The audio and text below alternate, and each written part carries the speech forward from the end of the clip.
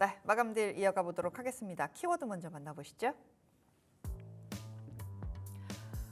삼성전자 저리 비켜 반도체 넘버원으로 우뚝 선 SK 하이닉스 함께 살펴보도록 하겠습니다. FR자산관리의 길건우 대표와 함께 오늘 실적 발표한 SK 하이닉스 이야기 나눠보죠. 안녕하세요. 안녕하십니까? 네, 실적 잘 나왔어요. 컨콜도 굉장히 자신감 있는 내용을 내놨더라고요. 지금 준비가 됐을지 모르겠는데 제가 컨퍼런스 콜 내용을 조금 정리를 해놓은 게 있어서 이거 보면서 시작을 해보도록 하겠습니다. 일단 컨콜에서 두 가지로 이야기를 내놨어요. 어떤 이야기를 내놨냐 했더니 HBM 관련된 이야기, 또 레거시 관련된 이야기 좀 나눠서 정리를 해보도록 하겠습니다. 일단 HBM 같은 경우는 수요 버블 아니다 이렇게 좀 이야기를 하고 있습니다.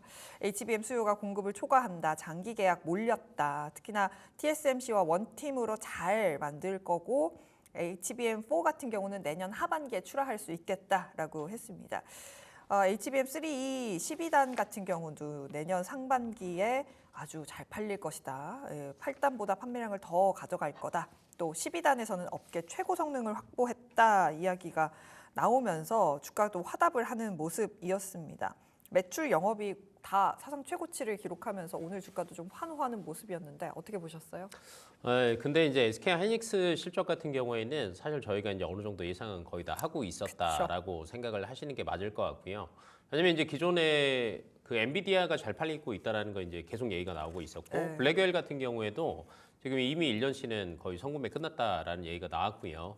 그다음에 이제 마이크론 실적 발표했고 TSMC 실적 발표했는데 양쪽 다 시그널은 명확했습니다. HBM 잘 간다. 그쵸, 라는 게 나왔기 때문에 SK 하이닉스는 이 정도 당연한 거 아니야?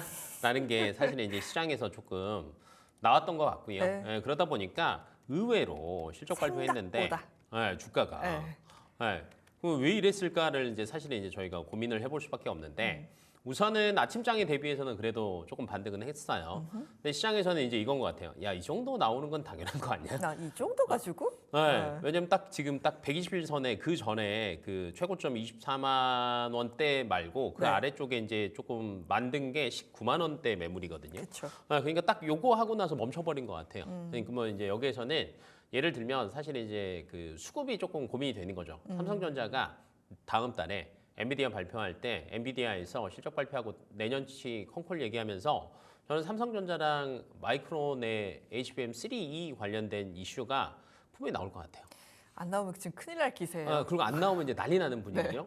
근데 지금 엔비디아 입장에서도 여기 돈을 잘 벌고는 있는데 계속 피크아웃 얘기는 나올 거고요. AI 관련된 얘기는 계속 나올 거예요. 그러면 이거를 아예 불식시키는 방법은 심플합니다.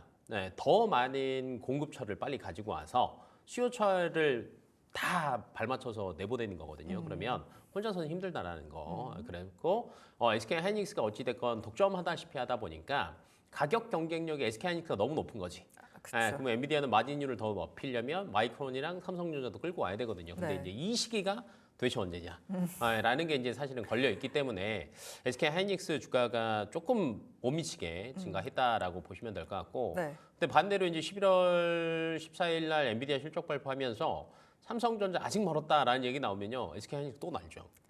경쟁자가 없으니까. 그래서 이제 그거에 따라서 시장에서 조금 움직일 수 있다라는 것들을 오늘 주가에서 조금 보시면은 반영이 되시지 않을까 싶습니다. 그렇죠. 삼성전자가 4% 빠지고 하이닉스가 1% 올랐는데 이거는 결국에는 HBM에 또 갈린 거잖아요. 결국에는. 그래서 HBM에 대해서 하이닉스에서도 굉장히 좀 강조를 해서 이야기했다라고 느껴지는 컨퍼런스 콜의 내용이었고 그로 인해서 어쨌든 예상했던 호실적이었습니다만 그래도 주가 빨간불이었잖아요.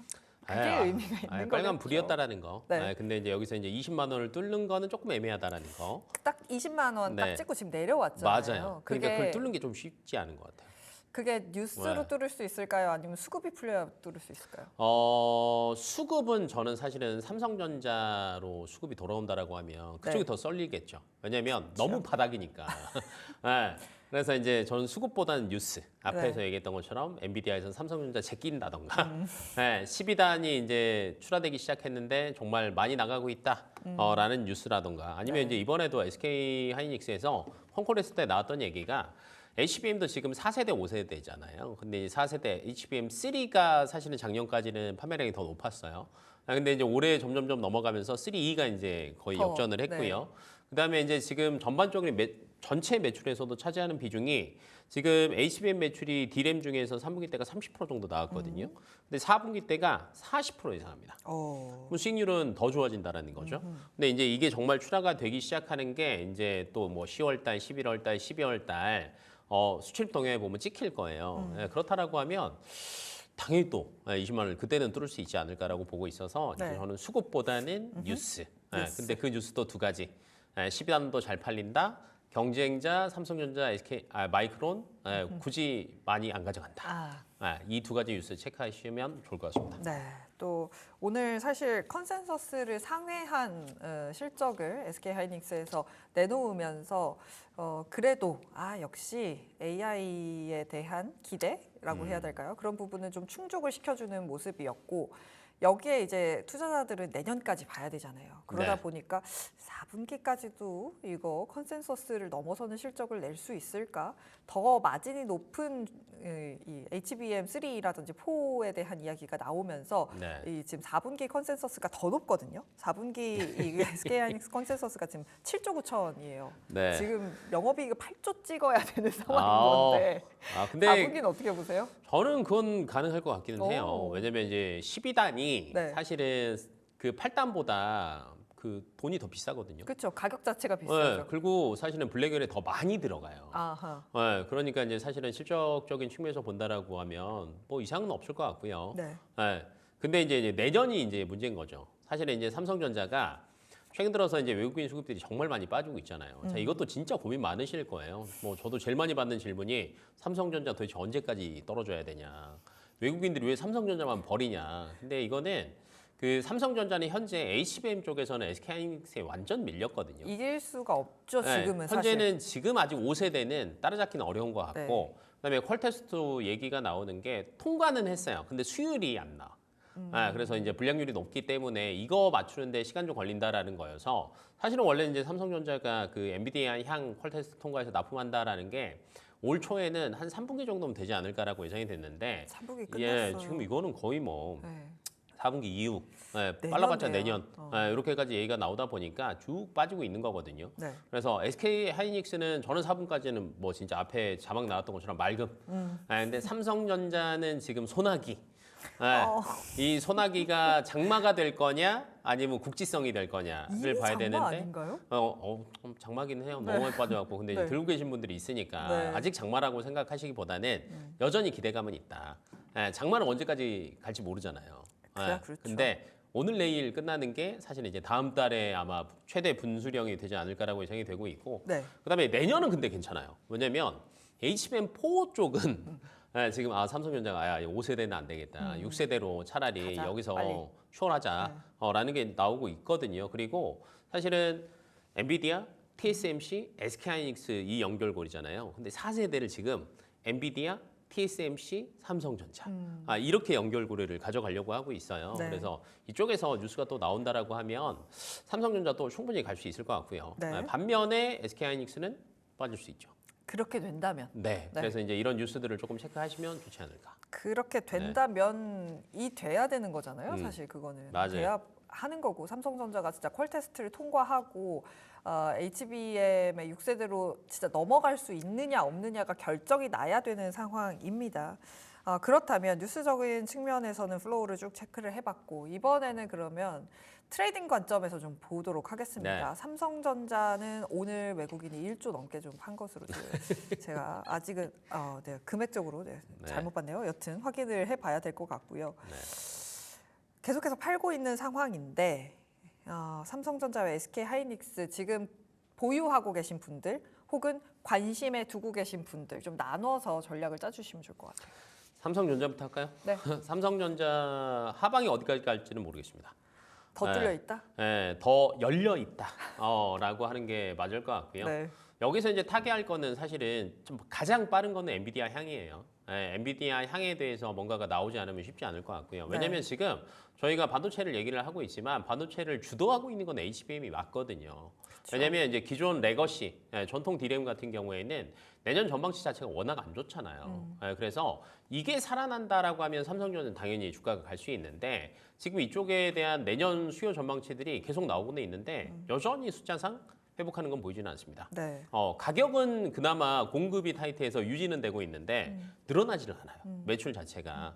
그래서 이제 레거시 쪽이 조금 살아나야 삼성전자 갈 수 있기 때문에 그거 제외하고 HBM은 어찌됐건 엔비디아 향 얘기가 나와야지 다시 날개 날 수 있다. 네. 또 앞에서 얘기했던 것처럼 포 얘기.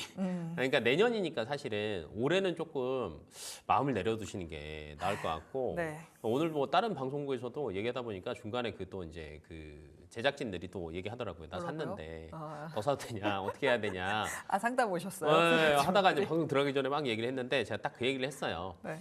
더 열려 있기는 하지만 네. 사실은 내년 내후년 삼성전자를 단기적으로 본다라고 하면 지금 사는 게 조금 애매할 수도 있다. 그렇죠. 왜냐면 더 빠질 수도 있으니까. 다만 1년, 2년 조금 장기적으로 본다라고 하면 사이클은 분명히 살아날 수 있고 내년에 기대감이 어찌 됐건 네. 있는 거는 실적은 SK하이닉스고 그쵸. 기대감은 삼성전자거든요. 그치. 그러면 내년에는 그래도 7만 전자 회복은 어렵지 않을 것 같다라는 얘기를 했죠. 네. 그래서 그렇게 생각을 하셔야 될 것 같아요. 단기적으로 보시는 분들은 SK하이닉스 보시는 게 맞을 것 같고 네. 조금 장기적으로 보시는 분들은 수익률 생각하면 삼성전자가 맞을 것 같고 네. 그다음에 이제 SK하이닉스 관점에서 본다라고 하면 현재는 신규 진입은 아닌 것 같아요.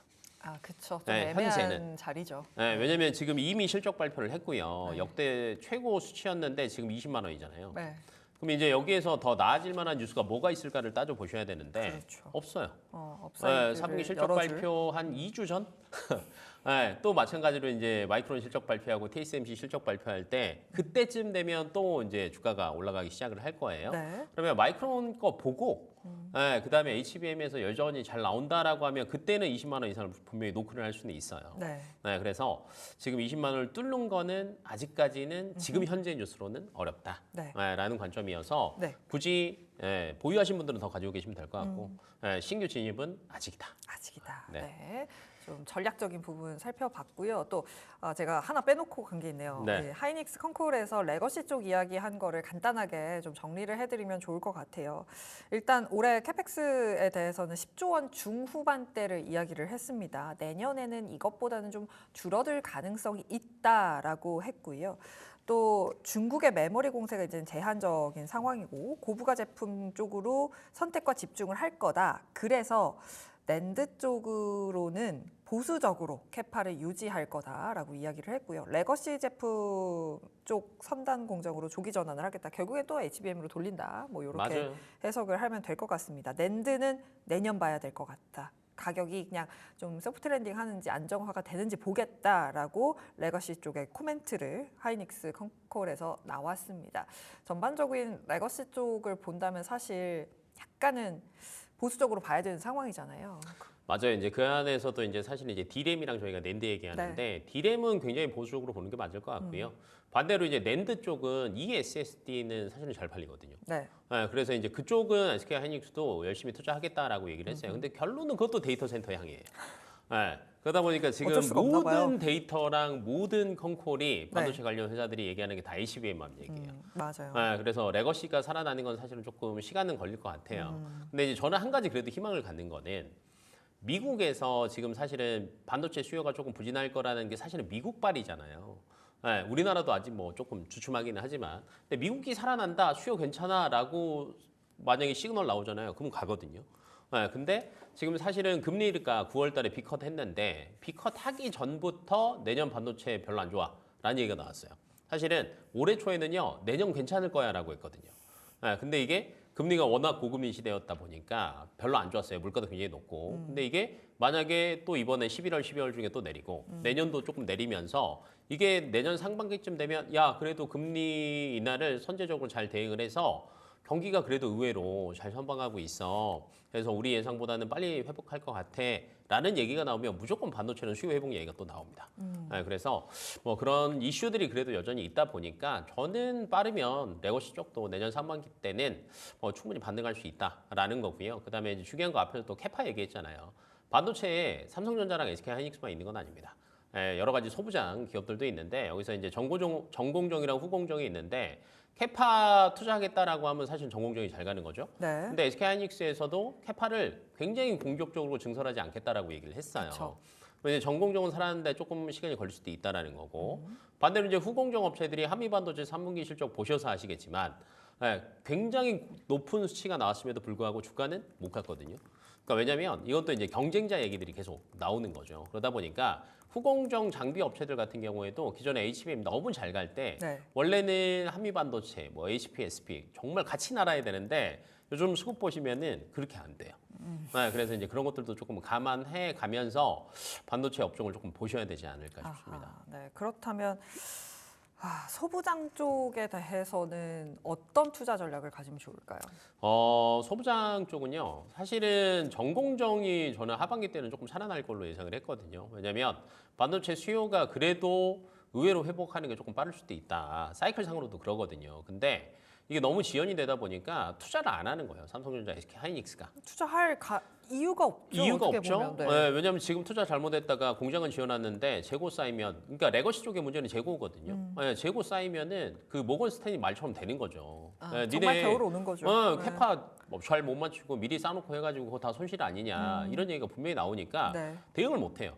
그러면 이제 이 캐파 증설이 언제쯤 얘기가 나올 거냐면 1월은 돼야 삼성전자랑 SK하이닉스가 4분기 실적 발표. 그렇죠. 4분기 실적 발표하고 얘기할 거예요. 네. 올해는 이렇게 될 것 같다. 작년보다는 이런 변화가 있어서 우리가 캐파 증설을 할 거다. 왜? 어찌됐건 한 2년 정도는 걸리는 거니까. 네. 27년, 6년, 7년에 반도체 수요가 살아날 거다라고 하면은 1분기 때는 이제 증설도 시작해야 되거든요. 그래갖고 이 사이클이 빨리 오길 바라야 돼요. 그러면 전공정은 나는 거죠. 근데 지금은 아니다. 후공정은 지금 경쟁자가 너무 많은데 저는 네. 12단에 포커싱 맞추시는 게 좋을 것 같아요. 왜냐하면 12단 같은 경우가 기존 8단을 이제 적층해서 하는 건데 사실 여기서 제일 중요한 장비들이 여러 가지가 있지만 TC 본더 얘기 많이 맞아. 하잖아요. 네. 근데 이제 여기가 이제 경쟁자들이 생기기 시작하는 거죠. 왜? 8단 대비해서 12단일 때 더 쌓으니까 발열 문제랑 여러 가지 문제가 발생을 하는 겁니다. 그래서 그런 기업들 이제 새로운 기존에는 한미 반도체가 독식했는데 이제 우리도 간다.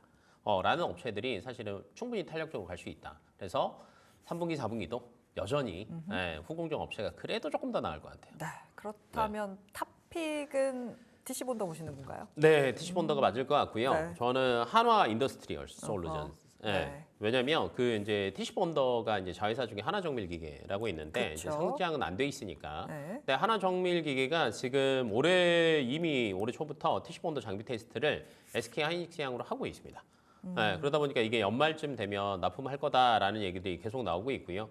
그러니까 기존에는 C마운터에 주력을 했었는데 돈도 잘 적절하게 쏜 것 같아요. 네. 그래서 이제 캐파 증설하면서 공격적으로 하고 있고, 그다음에 무엇보다도 한미반도체가 17년도에 TC 본더를 SK하이닉스랑 공동 개발했거든요. 근데 지금 12단 쪽은요, 하나의 그 정밀 기계가 SK하이닉스랑 공동 개발 중이에요. 네. 그러니까 어찌됐건 얘네들의 손을 잡을 확률이 굉장히 높다라는 거죠. 그래서 조금 기대되는 거는 저는 하나 인더스트리얼스 솔루션스라고 생각합니다. 네. 한화 인더스트리얼 솔루션즈 네.